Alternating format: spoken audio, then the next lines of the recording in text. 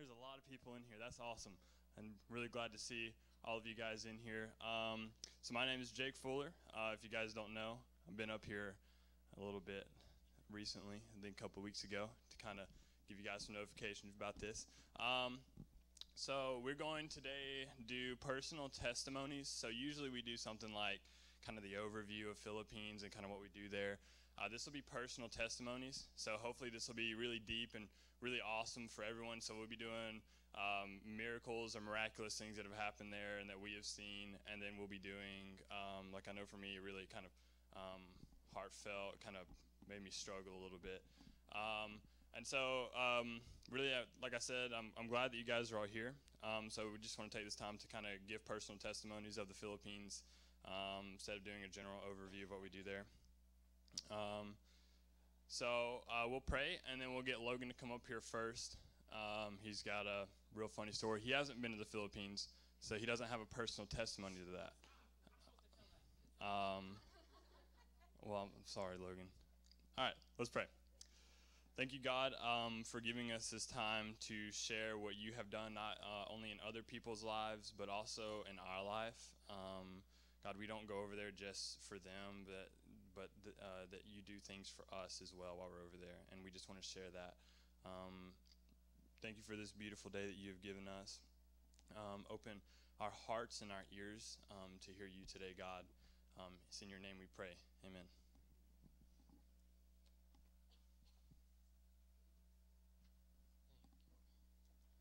Good morning. Like Jake said, my name's Logan. I'm a freshman at Auburn University. So when I was told that we're supposed to be giving testimonies on the Philippines, I was a little confused because I've never been. So I borrowed a few pictures and put myself in. Oh. How do I do this? Oh, just kidding. So there's this one. I'm out on the street with some street kids. They're doing this, which means guapo, which means really handsome. Here's me and some more street kids. I really love the Philippines a lot. And here's me and Jolo, one of the orphan kids. But like I said, this year will be my first year to the Manila, Philippines. And while I can't give a testimony about what it's like to be there, I can tell you in preparation of what I expect and what I feel God's going to do in my life. So in all seriousness, I'm filled with joy to have this opportunity to go to the Philippines this summer, because over the years I've heard countless testimonies like these which you're going to hear today, and put a desire in my heart to go. It is through these stories and miracles I've heard that God has stirred this call in me to go spread his love to the Philippines and all nations. I can't imagine what it would be like to see miracles similar to the ones that you will hear for myself. In preparing for this trip, I've put a lot of thought into exactly why it is I feel so called to these places. Some of these things include experiencing a different culture and seeing a new part of the world that is so far away, and just fueling my little kid desire of being a world traveler.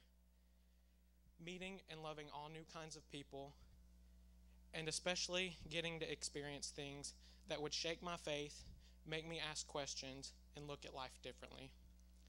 I've heard the statement, I really believe the Philippines helped and changed me more than I could ever possibly help and change it.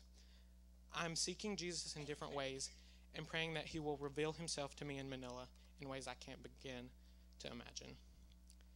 I'm so thankful for such a supportive church that is willing to give prayer and donations. Thank you so much.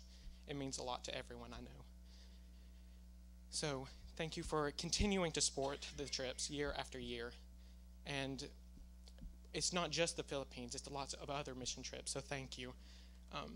And stay tuned for when I get back and I can share my actual testimony of the Philippines. Thank you.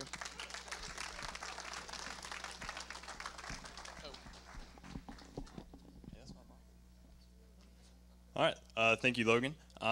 So the next person we'll have up here is, I think, Donna, right? Donna and Barry. If if you want to, she's got it. Okay. All right. All right. Here you go, Donna. Okay. Over 6 years ago, God put it in my heart to go on a mission trip. We had done day things, but not where we went off and did something big or anything. But anyway, not long after that, we had started going here.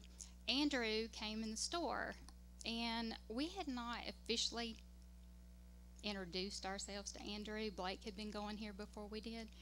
And so I got to talking to him, and he mentioned that they were thinking about doing a Philippine trip. And, you might want to go. Well, God had put that in my heart about a mission trip, but I was thinking stateside, not halfway across the world. I didn't have geography in school. Just when I went to school, it wasn't offered. Went home and looked at the map and thought, no, that's probably not possible. That's like if you go around the globe this way or go this way, it's about the same distance. So anyway, kind of pushed it in the back of my mind, but it never left. We came to the meeting thinking, well, we'll just go to the meeting and see what they have to say. Still went home, thought, no, this isn't possible. Well, Proverbs 16:9 says, in his heart a man plans his course, but the Lord determines his steps. Well, we stepped way far off into the Philippines. This is one of the things I enjoy, and I really thought the first time we went that we would go and we would sit and rock babies and play with kids, and we do some of that, and I truly enjoy sitting and letting all these little kids just crawl all over you. Let's see. These are some of the older ones. The one in the back is Marlene, and we have been sponsoring her, I think, 4 years now. This will be mine and Barry's 4th trip in 6 years. We didn't get to go last year, so we are very excited. We leave in 49 days. The last time we were there, we got to take Marlene shopping. These kids don't get to go out and pick out things very often for themselves. We took her to the mall to buy her black shoes for school, and we had told her that she could pick out anything. Within reason, we'd buy it for her. I'm thinking a doll or toy or something. Well, in the middle of the mall is a kiosk, and it had some weird things in it, like fried chicken feet, just fried skins, just different things I had never seen before. All she wanted was pork skins, and she wanted enough to take back to share. So that is what we got Marlene that day. But anyway, we really do look forward to seeing her again. And now I want to talk about, that's Pastor Dodoy on the left over there. We have gotten a really close friendship with him. We message with him all throughout the year. He drives to the feedings that we go on, and there's several villages we go to, and he has started Bible studies with ladies there in all these villages. And it started kind of small, and it's grown. But let's see, back in, I think it was last Mother's Day, he was going to be baptizing 30 ladies, and I just thought, how awesome is that? So a couple days after he told me that, I was doing a devotion at home, and it was on studying your Bible to show yourself approved, and the thought came into my head, do these ladies have a Bible to study? So I messaged him, and he said they do not. And so y'all helped do this. Some of you may not know this, but we sent money, and he bought Bibles for all these ladies. So this was just a picture of him, and that's Dewey. You can't see his face, but he's from Alabama. And I think there's a pool at the condo where Dewey and them live, so they had a big baptism that day. And this is a picture of a bunch of them. So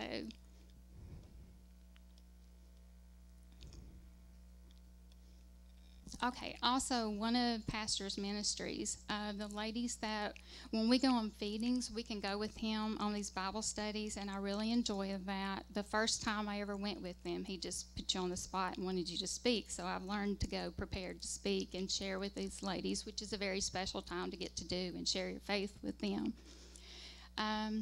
This has made me study my Bible a lot more. It's made me a more giving and caring person. We help with their school supplies. That's what this picture is. And the church helped do that last year. They have about 150 kids of these women who come to the Bible study. Now, there are hundreds of people in these villages, but only certain ones choose to come to a Bible study. So pastor tries to take care of the children, of their children with their needs. Can anybody tell me what they think they spend on one person to get ready for school supplies? Does anybody have any idea here? $75 to $100. We send $500. That takes care of 150 kids. That's less than $4 a kid, but that is $4 they don't have. And over there, it's not like it is here. You don't go to school if you don't have what you need or the money. So we enjoy helping him with that ministry. This is just some pictures he sent me this year when he took their supplies. Backpacks, notebooks, and pencils and pens is all they have to have. He recently started a men's Bible study, and I think it's going fairly well. So throughout the year, he messages me for prayer requests, and I can do the same with him. He's so good to, they're praying for Joshua just like y'all are, and I appreciate that so much. Christmas time, we help him with his Christmas parties. He tries to supply them with rice and noodles that will last a while. So we always help with that also. Here's a picture of one of the Bible study ladies and their noodles. More rice, and they're so appreciative. Okay, he messaged me about a month ago. The last time we were there, there was a fire, and it affected about 80 families. This is another one of the places. It's called Mayamot, and 169 families were displaced. These are just a few of the pictures that he sent. And Kids International Ministries has recently been helping with hygiene products and things for them. This was just recently from his church on Easter Sunday. He baptized, I think, 14 or 16 people. This is just, this is one of the Bible studies. That's me way up there on the left when we got to go in there. We get to go in and just share and sit in on their studies. And this is just a feeding. We enjoy doing that too. There's Casey over there. And anyway, the Philippines really has changed my life. It really has made me a more caring person. And I want to thank the church for supporting us. It means so much. This church don't just support us, they support this community, ASP, Honduras, Senegal, and I just appreciate being a part of a church who cares about people all over the world. And I just want to thank y'all so much.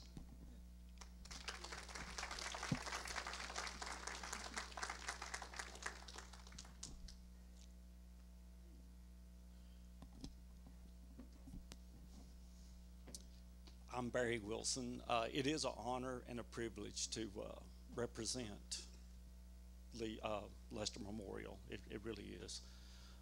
We went there 6 years ago. We had no identity. We were called Team Alabama. By the next year, there had been other teams from Alabama, and we became Team Lester. And now then, every year, all the kids, all the community, they want to know, when is Team Lester coming? Because they say we're different. And that's a representation of all of you. The feedings Donna's talking about, 6 years ago, there were no Bible studies at all. It was just feedings. They went out twice a day. They did the feedings. They came back. And since then, the pastor has created these Bible studies, and they're really, really going well, and has become a double ministry. Not only are they getting fed, they're getting fed spiritually as well, which is very, very special. The last time we were there, God is still in control. we went and we were going to do these projects, and we had the Great Fire. Some of the local churches and all, they brought some donations in, and we went and we tried to give these donations out, and it was mayhem. We didn't speak the language. We didn't know if these people were affected by the fire. We just knew we had this stuff and we were giving it out. And I'm not sure how it happened, and I'm not going deep into this, but we came in contact with Teacher Tommy, or he came in contact with us. He was a new Christian, and he was a teacher at the school. He knew the families, and he came up with a list, what they needed. So now then we can go through these clothes, separate them into family structures, and get those things out in a orderly fashion instead of mayhem. One day we were walking back down to the area where they had got burned out. Him and I were walking down the street. It's just a few blocks. And he looked at me and he said, I don't know why people have to come from halfway around the world to do these things, because if each one of us just does a little bit and does our part, then it would be covered. And I just gave him a hug and I said, Tommy, you get it. That's, if all of us will do just a little bit, then a lot can be accomplished. And that just made my day, that a new Christian was able to come, serve, and what a tremendous help he was with that. Next.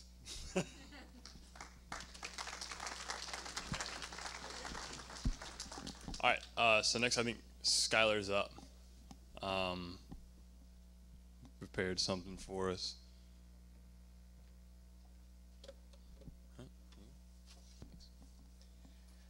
So I'm going to talk a little bit about the fire as well. It was 2 years ago that our last trip there, mine and Casey's, that is. It was 2016. Right before we started, I started here as the youth pastor. We got there a day before the rest of the group, and that trip, we really didn't know what we were going to do when we got there. We sometimes we have a plan. We're going to work on this project or this project, but we didn't really know what we were going to do that time. The night that the rest of the team got there was that fire.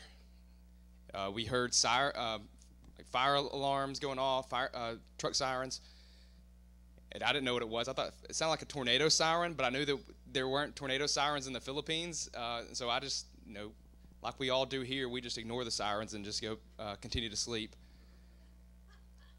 But the next morning we woke up and hear about the commotion and what happened that night, the fire. Some people from the team went down there that night to try to extinguish the fire. So we go there not knowing what we're going to do, what God has in store for us, just trusting that God has something planned for us. And within the first 2 nights, there is that fire happens, and so we know that God has placed us there to be people who can help with that. How many of you have bought a pair of Toms before? You know what Toms are? The shoes. Can anybody tell me what their slogan is? Well, I don't know if it's their slogan, but it's whatever. Yes. Buy one, give one. If you buy one pair of Toms, they'll give a pair of Toms. That's the kind of their slogan or their motto, what they built their business around. Their shoes, yes. And people use that as an excuse to, buy another pair. I'm buying a pair of Toms so that I can give one to other people. Well, we actually got to see that take place. Those Toms that when we buy one, they give one. We had to actually give those out. So during the fire, after the fire, everything was gone. I mean, it was kind of like a waste field. And so they bring this big box of shoes, all different sizes. I think we've got some videos of us just getting sizes for the students or for the kids and the adults there. But it was really cool to be on that side of thing, knowing that Toms, they say that they give these pairs of shoes to people, but do they really? Well, yes, they really do, because we got to physically hand those shoes to different people. And so That's not really, I don't know what we classify as miracles, but when you get to see the stuff in action like that, see God in action, it is truly amazing. I could share story after story about what happens in the Philippines, but we are here just giving you a testimony that God is at work, and God is using people, this church particularly, whether you are going physically, feet on the ground in the Philippines, or whether you have given your money or you have given offered up prayers, whatever it is, this church is being used by God in this country. So we thank you. I don't know if I'm supposed to talk about this now or later, but I'm going to do it now while I have the mic. There are many projects that we are involved in. As Barry said, when we get there, they ask, when is the Lester team coming? When are they coming back? They kind of know us, and also because of that, we have things that are kind of expected of us now. We provide shoes for the school children at the orphanage. That's something that we've done for the past 5 or 6 years or so. And so that is something that when we ask for funds, when we ask for you to give your money, that's part of what this goes to. It goes to because you give so generously, we are able to do more, and we are able to provide shoes for the school children. Those things get worn slap out. I mean, they walk to school back and forth every day, and so they get worn out. They're not thick; they're thin shoes. So imagine that. Pastor Dudoy, you saw some pictures of Pastor Dudoy, who is he leads Bible studies in communities. Every day he's leading a Bible study in another community, and he's built relationships with those people in those communities, and they're not part of the orphanage. Their kids aren't, although they probably could be, because they don't have anything. And so we have been asked to provide school supplies for those children as well. They are in the process of building a new high school. So if that's something that you want to give your money to, you can make a designation that's what you want that to go to. If you want to donate towards that project, you may do that. It's on. Where is the location of the high school? Okay, so it's right there by where we stay, the new high school. So that's something that they have needed for a long time. A project that we're going to be working on this year is basketball goals. They need to repair their basketball goals. It's just wood. It's a piece of plywood with a goal attached to it. And so that's something that we're going to go and cut the wood. That'd be like a day's project. But that's about $150 that we can afford that. We can afford to do that. There are lots of projects that we can do. If there's something that you want us to use the money for, just make a note on your check, or come talk to somebody from this team, and we will make sure or do our best to make one of those projects happen. Thank you.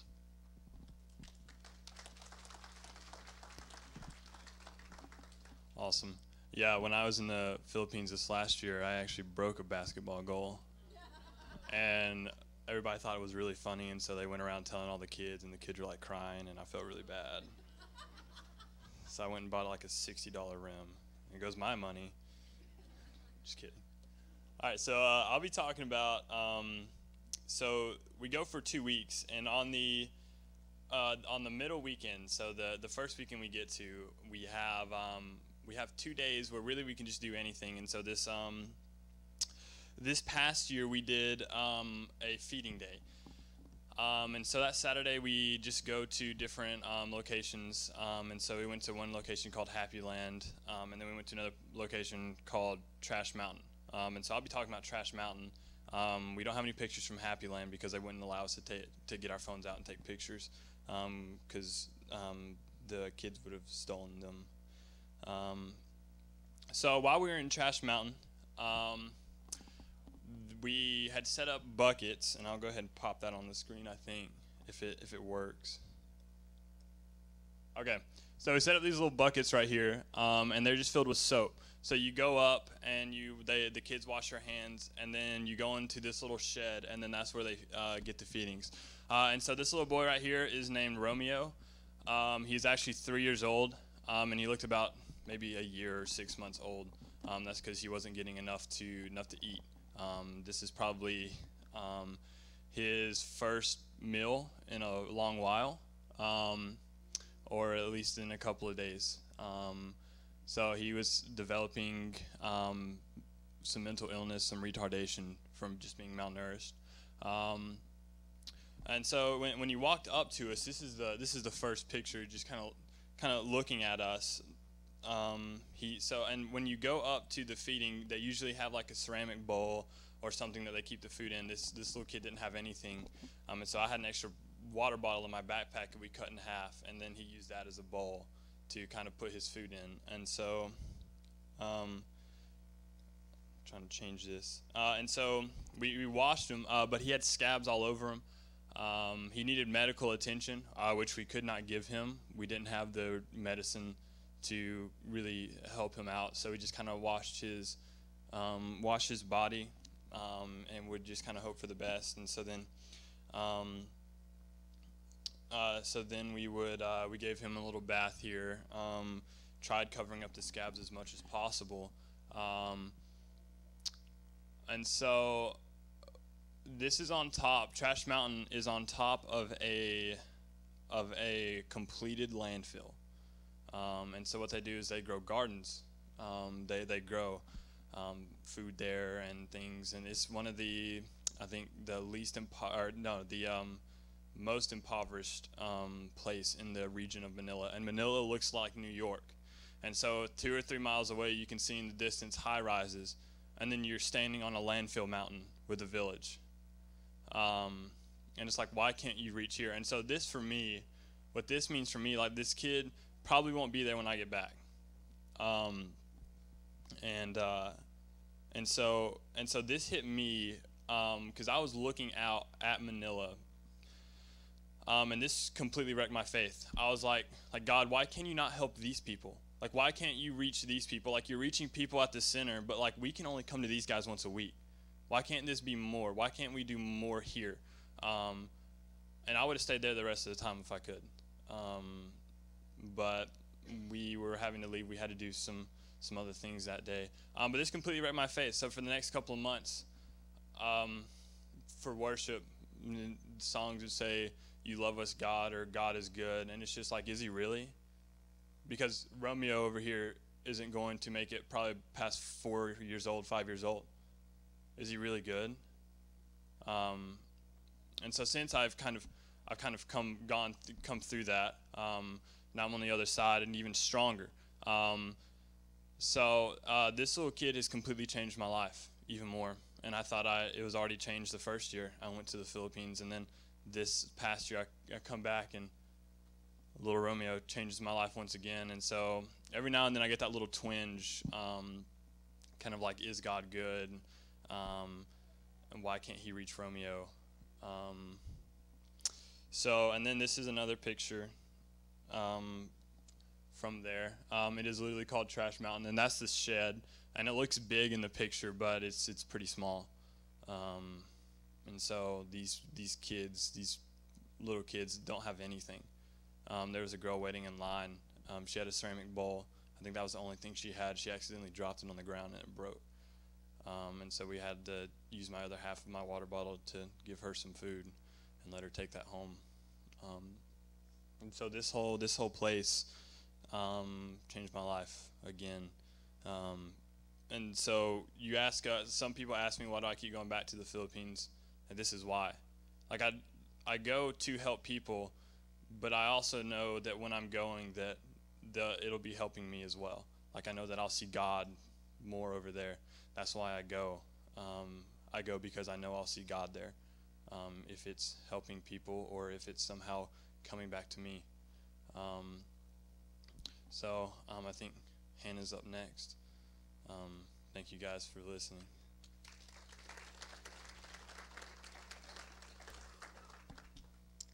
Thanks, Jake, for making me an emotional wreck. Yeah, I just want to apologize for that in advance because whenever I talk about the Philippines, I'm just like sobbing my eyes out. So if that happens, don't be surprised.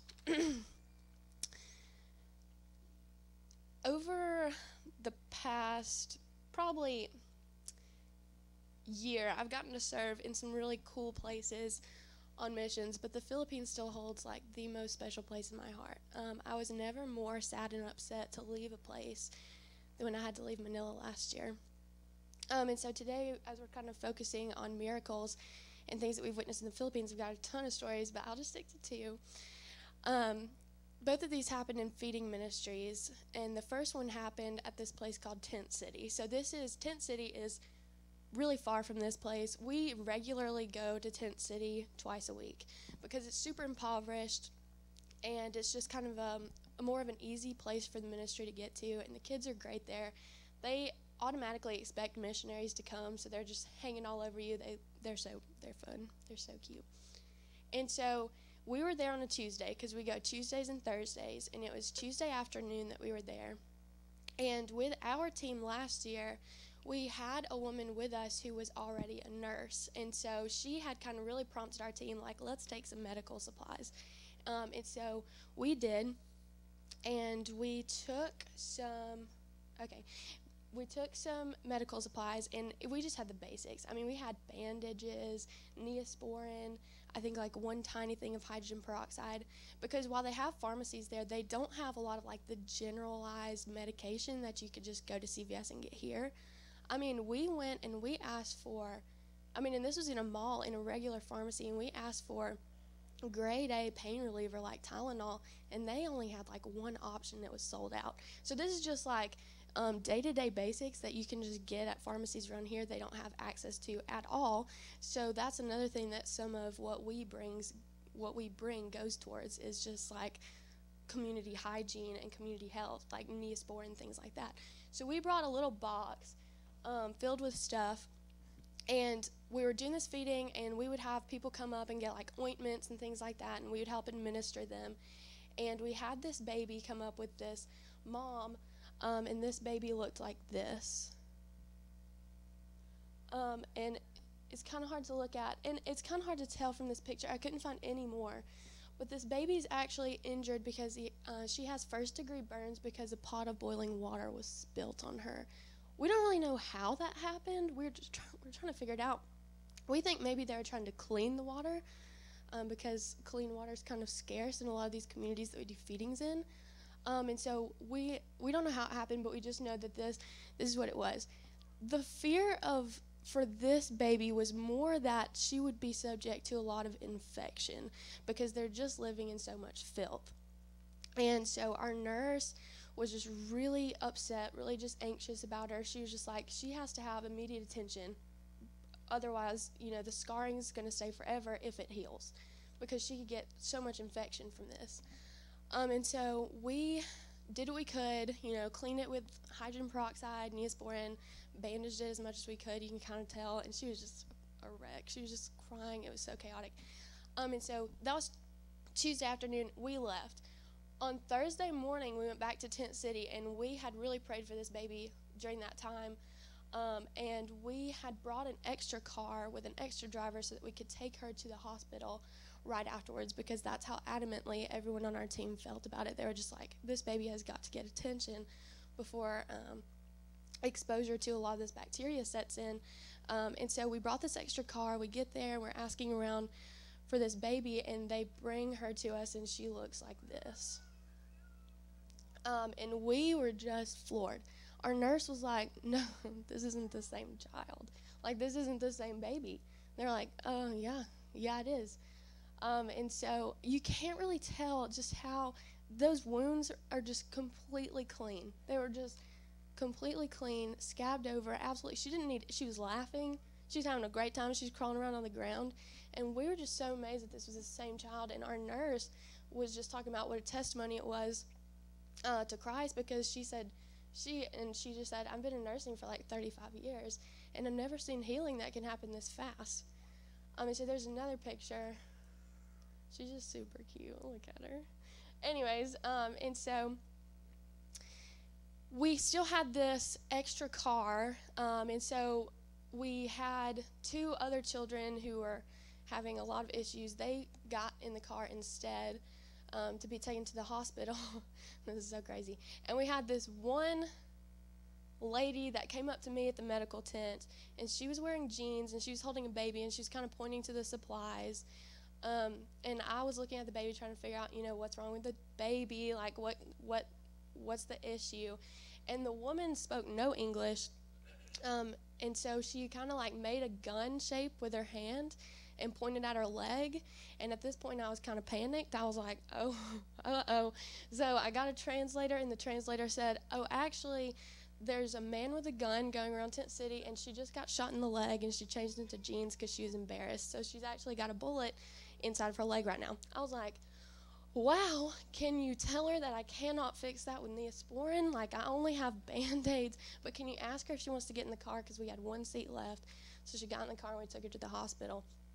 And so that night I was just thinking, only God could make it to where we brought this car and every seat was filled with the exact person that needed attention right then. And that baby just amazed all of us. So the second story, if you've heard my testimony at all, you probably heard this one. I tell it all the time without it being, like, I try to tell it as much as I can without it being just super weird. Like, people who don't even know me, I'm like, hey, have you ever heard the Philippines? They're like, yeah. I'm like, cool, do you want to get coffee and we can, like, talk about it right now? Some people say no, but it's fine. Anyways, so we went to this feeding at Tondo, which is what Jake was talking about it. Before we went to Trash Mountain, we went to this place called Happy Land, which is called Happy Land because of how many people live there. And I guess because they're pretty happy. It's just so many people, huge population, more people than I've ever seen at one time. And I've been to Disney World at Christmas. So this is like a ton of people. And so we were doing this ministry there. Like Jake said, I don't have any more pictures because they told us that pickpockets, and kids will take your phones too, are really prevalent in this area. So we had to lock our phones up in a church before we could go there. And we just kind of prayed for safety and then left. And they took us through, it's just this black sludge. And we trek out there into this neighborhood, and all these kids are hanging all over us. A lot of them aren't even wearing clothes. And they take us to this teeny tiny shed, and they're like, this is our church out here.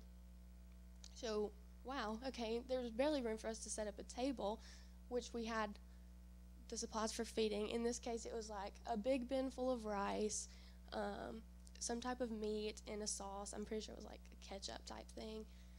So that was the meal, and we were setting it up. A few of our team members were setting it up, and the rest of us were kind of going through the streets yelling at the kids that we were having a feeding. And they were pounding towards us.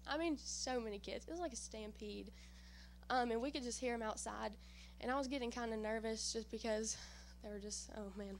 So we take this group of about like 30, 40 kids into the shed, and we read them a Bible story. They got so excited. It was a story about how Jesus healed a woman. They were just so in it, like the gospel was just food for them. And they sang some songs, we prayed, and then they got the food and they moved out. And then another group moved in.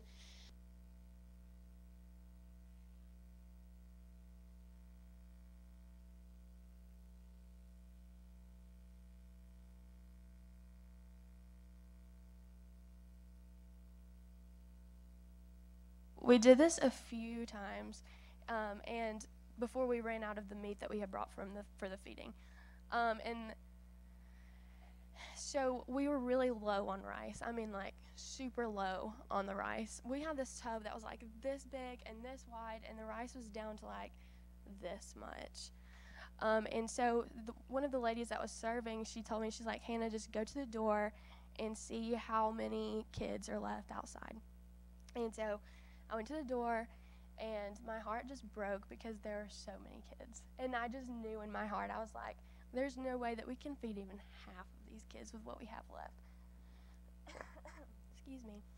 So I went back and I told her how many there were, and she was digging through her purse trying to find granola bars or cheese sticks or whatever she could find to try to give one child something to eat, because a lot of these kids only eat once a week, and that's when the feedings come, especially out at this ministry that we were working with. And so we were starting to get a little panicked over it, because these kids are actually starving to death, and the thought of trying to tell one of them, I'm sorry, like, we ran out, we couldn't even comprehend what that would be like for us to do. So we were getting pretty upset. The guy who's over the ministry, his name's Genesis, awesome guy. He's only like a year older than us. He was like, let's just pray over the rice. Like, duh, no big deal. Let's just pray over it. So he puts his hand over this tub, and he's like, God, please just multiply this food so that every single child that comes to us today can eat this and just be totally full from it. And we all prayed. And every single kid that came up to the shed got to eat a full portion. And I don't know how it happened. And the last person that came up was this elderly woman and some of her friends. And they were kind of standing at the edge, because this feeding is really for children, because we just don't have enough to feed everyone. And she was just kind of waiting at the edge, like hoping there would be enough for her. And the last person that came to be served was the last amount of food that we had left in the tub. And when I got back and I started thinking about, after it happened, we got together, we prayed and we gave thanks, and I just wept. I don't know how else to tell you. We just as a team sobbed. And it's because in that moment I just realized, like, what a merciful and sovereign God we serve, that he can do things like that and it just be totally normal. And the guy over the ministry was looking at us like we were crazy. He's like, why are y'all crying? Like, it's just totally normal for him. So when I got back and I started telling that story, because I tell it all the time, I'll never stop telling it. I was telling a few girls in my college class the other day, because I just do that. I just go up and ask if people want to talk about the Philippines. And one of them was like, yeah, well, rice is like super soft and conforming, so probably like what just happened was that you had way more than you thought, and you just overestimated how much rice was in there. And I just looked at it and I shook my head. I said, you don't understand that what I'm telling you is that this was such a drastic change. It was only God. I was looking at it as they were scooping it out, and it wasn't going anywhere until the last kids were in there. Oh my gosh. And so these are just a couple of the stories that stick out to me of God's goodness. And like I said, sovereignty that I got to witness in the Philippines. I could talk about it for a really long time, but I won't. And so without this church and the support and prayers that you give for our mission teams, we wouldn't have the opportunities like we do, and we wouldn't have the pictures and the testimonies like we do from these trips to come back and talk about. And I just want to thank you as a church from the bottom of my heart, because my life has been changed from this. So thank you. And then Miss Bev.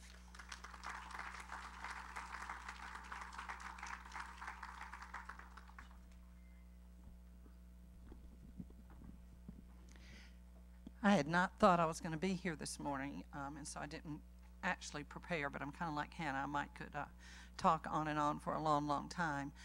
But what I want to talk to you about this morning is the ministry of presence. And it was not something that I was really aware of was a thing before we went 6 years ago. The people that gathered that first time to go on this trip, Tyler Woodham was the person that took us, because he had been there before on the World Race. And so we had a lot of type A people saying that we would go that first year. And so we needed to know, well, what will we do when we get there? What will the project be? What should we take? How should we be prepared? What do we need? To the point that Keith just had to at least put a tape measure in his suitcase, something in the event there was a construction project, or what could we get, through customs to go. Because we so want to know the plan. We need to know. We need to be in control of that. And so through all of these trips, what I've learned the most is to just give that to God and let Him, in His mighty way, prepare for us in coming what needs to be done. And something I learned that first year was something that Dewey Bland, who is an Alabama guy, who is a missionary in the Philippines, describes as the ministry of presence. We wanted our whole family to go together. My oldest daughter, Laura Beth, and her husband were already going to Uganda that summer, and so they couldn't go with us. But my son, who was 17 at the time, Zach, was like, I don't like to go to Birmingham. I'm not going. He's a homebody. He doesn't understand why you've got to go out to get pizza if they'll just bring it to the house, or, why would he go? And so he wasn't sure he wanted to go.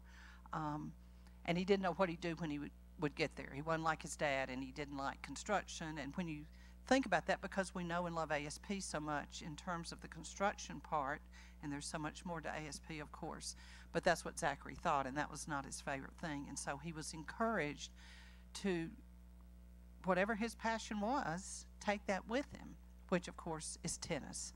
So this church offered people who had extra tennis rackets, and Zachary took about 47 tennis rackets and spent his time there teaching kids and adults a sport that they didn't really know anything about, to get some exercise, to be out, doing that. And that, of course, is not the point of the story at all, because the point is the way it has changed his life and the life of our family, because my daughter Rachel and my husband and I were all able to go and have been able to go back all but one of the times that we've gone. But for Zachary, it was understanding there are people in the world not like us, certainly not with what we have, but that have such a heart for the Lord when they come to know the Lord, and that can be part of the reason we go, certainly to share the gospel and to be there, but to just love people that are not exactly like us, people that have no clue why we would fly halfway around the world, as Donna said, just to come hang out with them, play with the kids, and feed them. And so I think the miracle in all of that is that we have the opportunity to do that. When we got ready to leave that first year, Zachary was just crying, and he just said, how can we leave? And looked at us like we were just awful people. Really, we're just going to get on the plane and go back home? How can we leave these people? And I said, well, buddy, we have to, but we can come back and we can continue to support. Now, get on your shoes. We've got to go get on the plane. And Zachary said, well, I don't have any shoes. I said, you have lots of shoes. Go get some of your shoes. Get something out of your suitcase. I thought he had just packed them all, but he had just given them all away, because there are so many people that don't have, a pair of shoes. Down he'd given away his flip-flops too.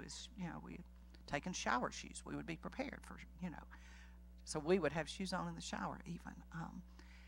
And God changed his heart in a way that, he just had the desire to continue to go back, and spent about 7 months there as well with Dewey, encouraging him just to not worry about what skills you have or what you have to offer, because God's in charge of that.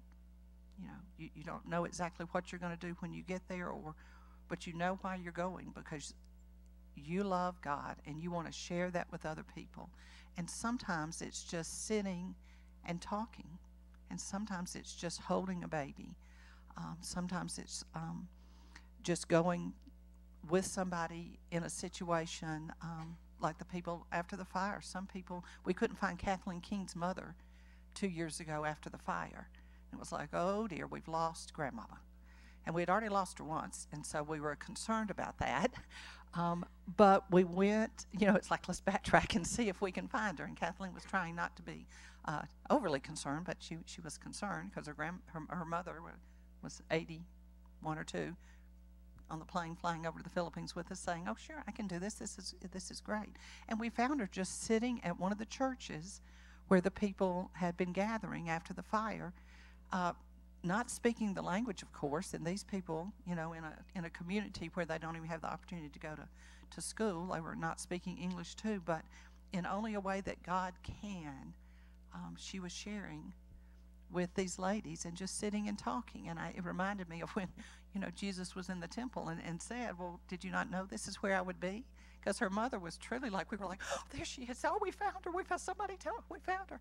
And she was just like, did you not know I would just be here talking, loving, sharing with these people? And I think every time I have the opportunity to go back, I have to give up that control of wonder what I'll do and who can I tell about Jesus and what will I do, and just know that God will provide that. If it's just simply sitting and holding somebody's hand, because I have the opportunity to do that. And we have an opportunity as this church to support financially in order for us to go and for us to share when we get there. And we covet your prayers in a way that I just can't even tell you. So we ask you to pray for our team as we prepare and pray ourselves to go, that if in anything we do, we can simply just be there and let them know that God loves them. And the reason we come is because we love them too. And a lot of people will say, well, can you just not send all that money you spend on the plane trip? That could do a whole lot more than you can do just by going. And I understand that. I understand that thought. But I think when you're called to go, whether it's somewhere close by or somewhere far away, we have to accept that call. Thank you.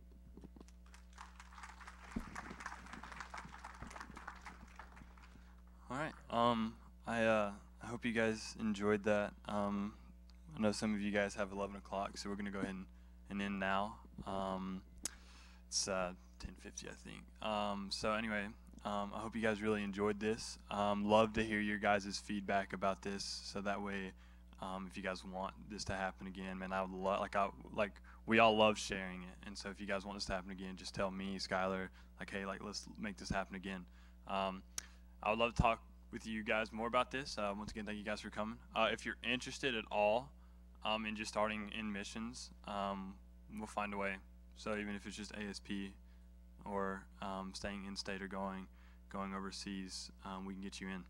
Anyway, guys, thank you guys for coming. We'll pray and then we'll be done. Thank you, God, once again for letting us share you today, God, and what you've done in our lives and what you've done in other people's lives. God, just want to pray that this really gets received in our hearts and that we can act on it, and then we'll do something about it, God. And want to bless this day and bless our week as we kind of move into it with you, God. And we say this in all your name. Amen.